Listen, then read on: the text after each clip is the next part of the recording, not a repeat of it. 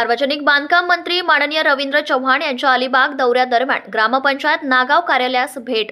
नागाव सरपंच सौ हर्षदा निखिल मयेकर यांनी भेटी दरम्यान नागाव समुद्र किनारे 3 किलोमीटर संरक्षण बंधारा आणि 1.5 किलोमीटर वॉक वे व नागाव ग्रामपंचायत हद्दीत रस्त्याच्या 20 किलोमीटर दुतर्फा बंदिस्त गटारे या कामांची मागणी केली.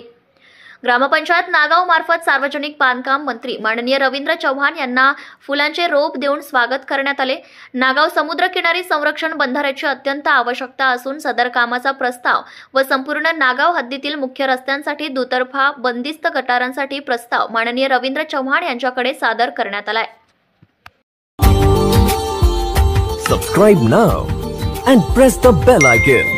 Never miss an update.